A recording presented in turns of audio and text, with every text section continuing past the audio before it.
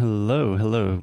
Hey, sweet people. Welcome to another episode of Inglês no Rádio. New one. A brand new episode of Inglês no Rádio. Brand new one. As always, I am here with Alexia. Hi, guys. Alexia. Welcome back to the show. Welcome back, Foster. Back at ya. So, for our longtime listeners, for people that listen to the show every day, you have probably realized that we are playing some of our favorite episodes. We haven't released a new episode in a couple of weeks. And today we're going to talk about why and maybe a little bit about what we plan to do about that. Yes. So the reason why we needed to stop and refresh and think about us as individuals, as a company, as a business, as partners, as business partners, is because we needed to stop, like to press stop. We weren't being able to be productive, to create, to do anything, right? Yeah. Everything seemed to be extremely hard to be done. Yeah. Especially recording new episodes. I think the technical term for this is burnout. Burnout. So burnout is the mental disease of our generation, I would say. Definitely one of them. Yeah. I actually read that the World Health Organization finally classified burnout as like a legitimate disease. And it's a very real thing. And we feel burned out.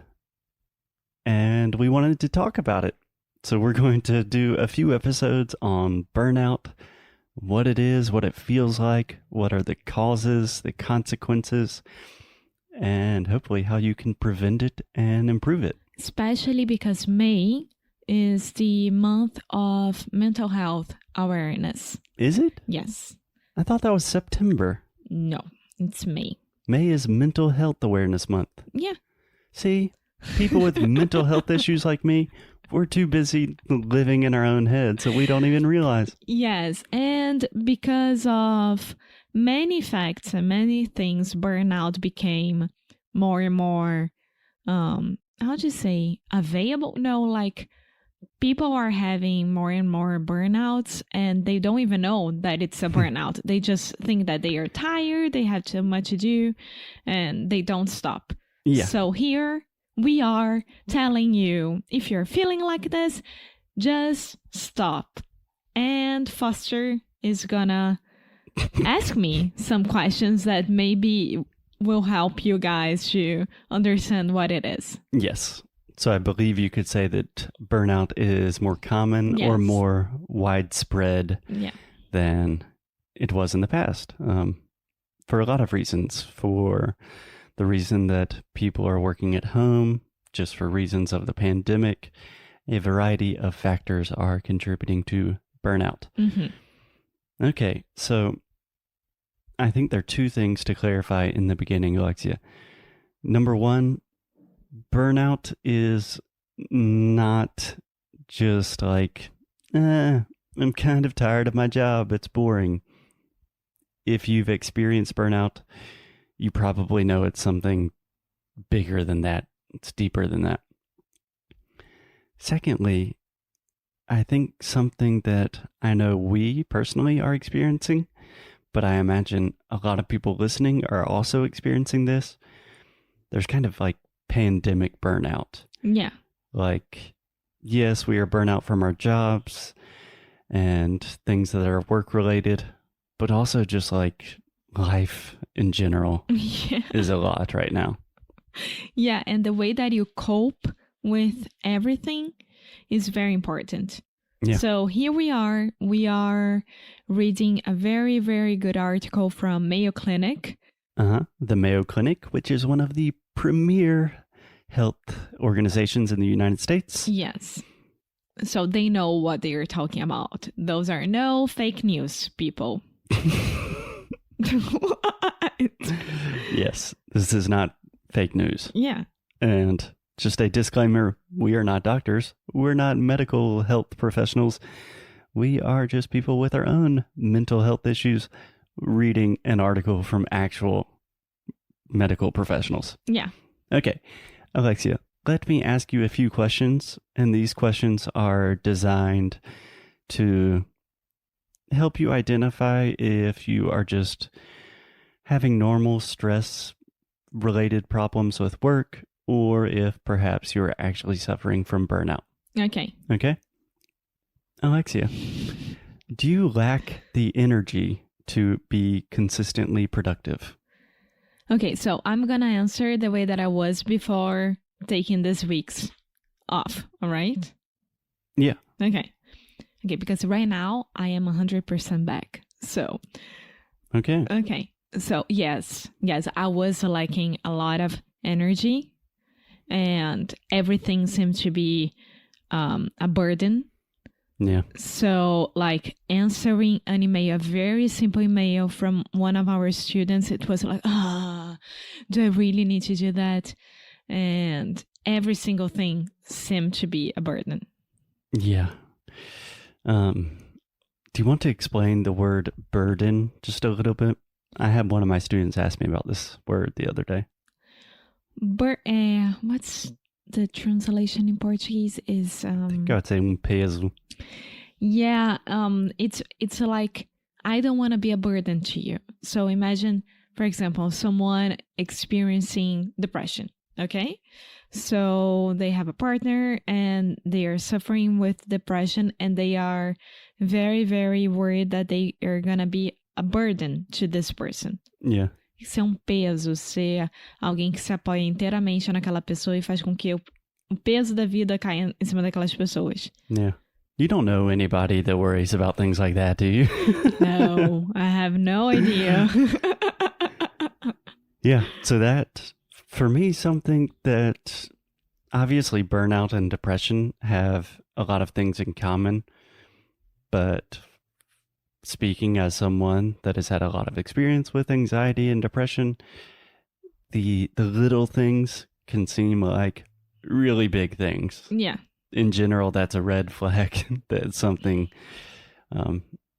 probably needs attention. Yeah, exactly. Okay, another question for you, Alexia.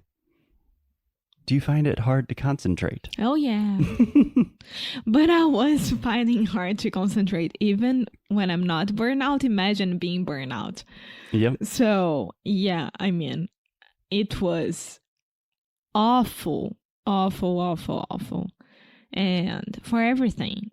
Because burnout, for me, it was completely correlated to work. Mm-hmm.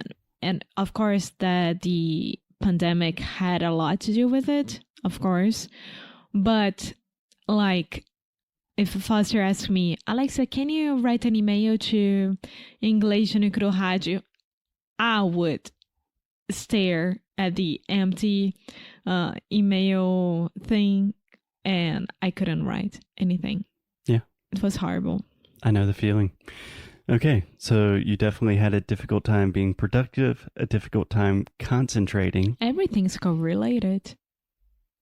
Correlated. Yeah, if you're not productive, you can't have a good concentration. Yeah, I think in that case, I would just say related or connected. Okay. Yeah.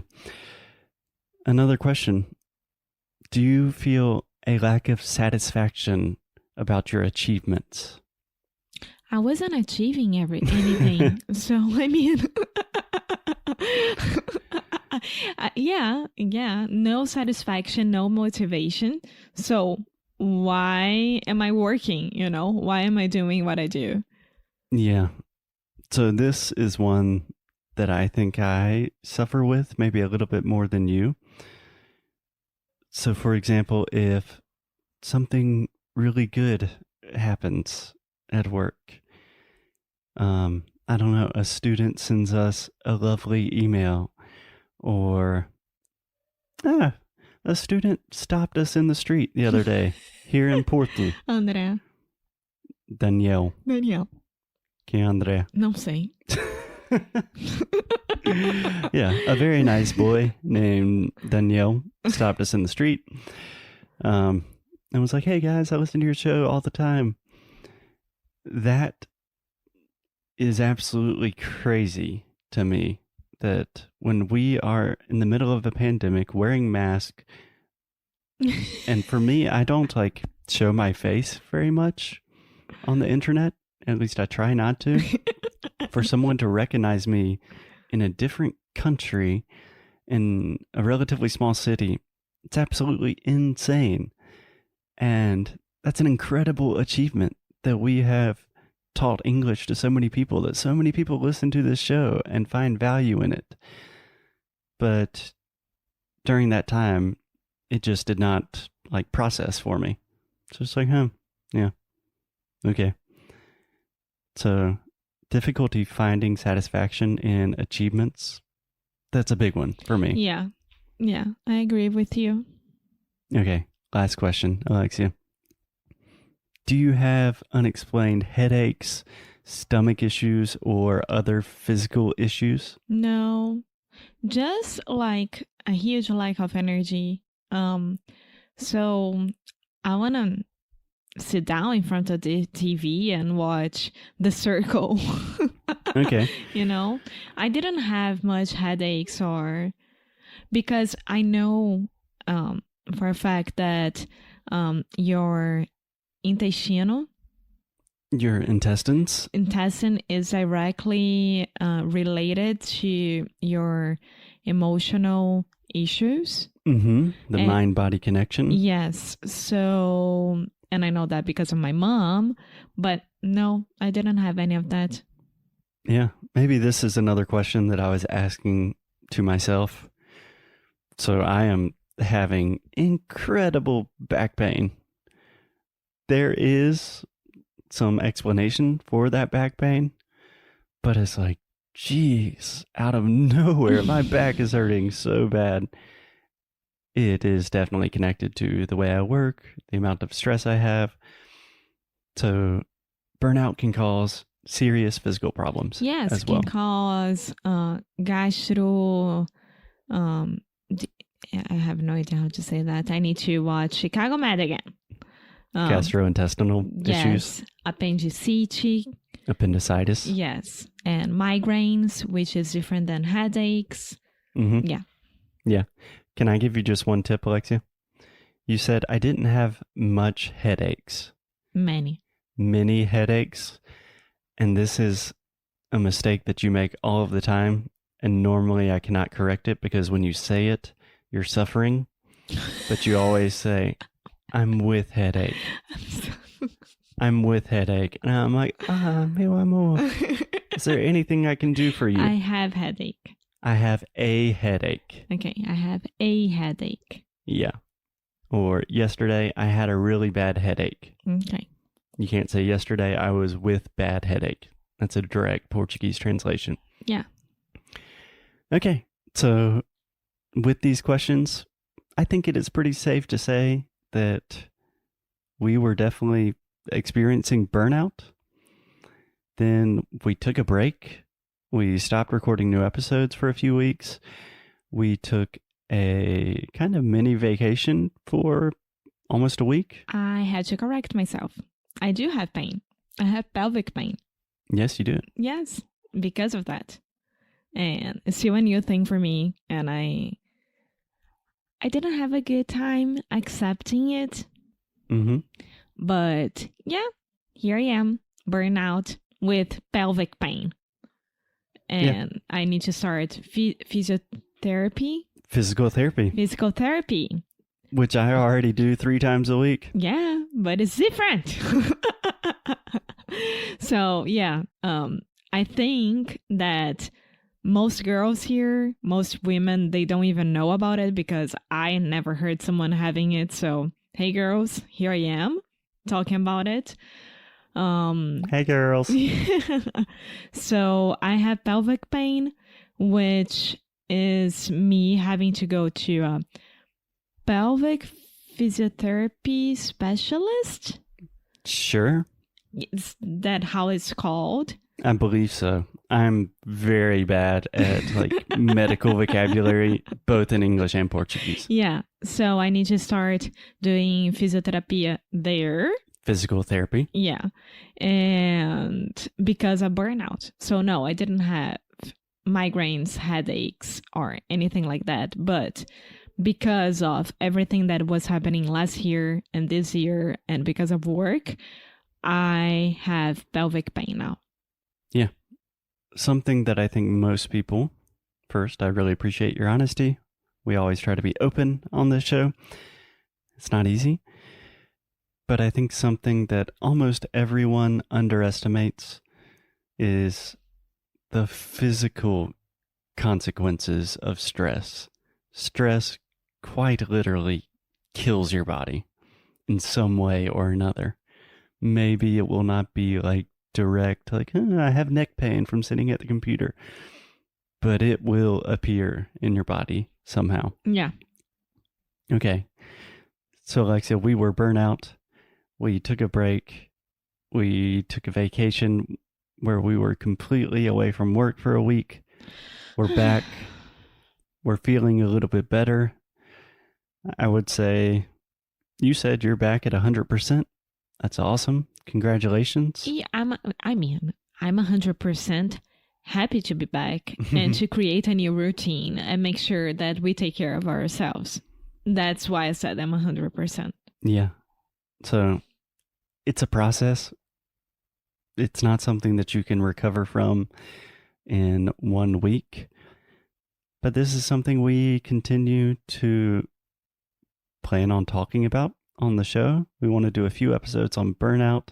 In the next few episodes, we'll talk more about some of the consequences of burnout, how to deal with it, how to prevent it, how to identify it. And we would love to hear your stories about burnout. If you think you might be experiencing burnout, please send an email. Well, first of all, probably talk to a medical professional. Yes. But also get in touch. Tell us about your experience. You can do that via our Instagram, @Inglês or just send me or Alexia an email. Yeah. Cool. Alexia, any last words to add today? It's okay to be burnout. It's okay not to be okay. Yeah, exactly. Okay. Good to be back, Alexia. As always, keep up the good fight. And lose well. Bye.